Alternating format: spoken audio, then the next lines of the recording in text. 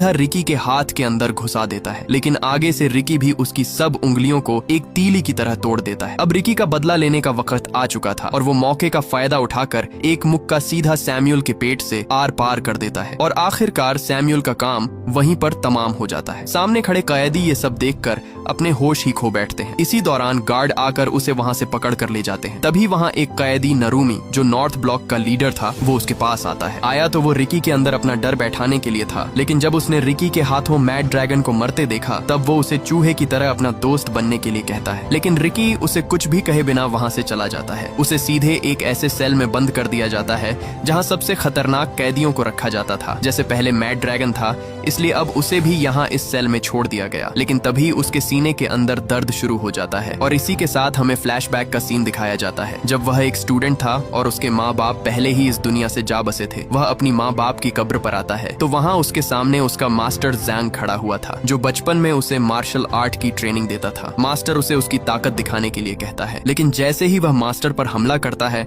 Master उसे एक ही झटके में नीचे गिरा देता है। इसलिए यहाँ मास्टर उसे बताता है कि तुम अभी पूरी तरह मास्टर नहीं बने हो, तुम्हारे अंदर अभी भी कमजोरी है जिसे तुम्हें पूरा करना होगा और उसे पूरा करने के लिए अभी काफी समय लगेगा, तब जाकर तुम एक मजबूत फाइटर बन पाओगे। इसीलिए यह सुनकर रिकी मास्टर के कदमों में जा गिरता है और गिड़गिड़ाकर कहता है कि मुझे हर हाल में मास्टर बनना है, मैं अपनी कमजोरी को दूर करूंगा चाहे कितना भी समय लगे। इसीलिए उसी दिन मास्टर उसे ट्रेनिंग देना शुरू कर देता है और यहाँ मास्टर रिकी से कहता है कि सबसे पहले तुम्हें अपने दिमाग पर कंट्रोल करना होगा, फिर तुम्हें अपने दिमाग से सारा गुस्सा और नफरत बाहर निकालनी होगी। मास्टर उसके सामने एक पत्थर रखकर कहता है कि अपने पूरे दिमाग को कंट्रोल करके इसे तोड़ कर दिखाओ। इसलिए रिकी खुद को काबू करके वहाँ रखे पत्थर को एक कागज की तरह चीर डालता है। ये देखकर मास्टर वहाँ उस पर पत्थरों की बारिश कर देता है। आगे से रिकी भी उन्हें ऐसे चीरता डालता जैसे कोई तूफान हो। आखिर में मास्टर सबसे बड़ा पत्थर उठाकर सीधे उसके सीने पर दे मारता है, लेकिन रिकी उसे भी आसानी से तोड़ देता है। अब यहाँ मास्टर को समझ आ जाती है कि रिकी अपने आप पर पूरी तरह कंट्रोल करना सीख गया है और अब उसे और ट्रेनिंग की जरूरत नहीं है। इसके बाद सीन शिफ्ट होता है और हमें रिकी दिखाया जाता है जो अपने सेल में बैठा था। इसी दौरान वहाँ एक गार्ड आकर उसे कहता है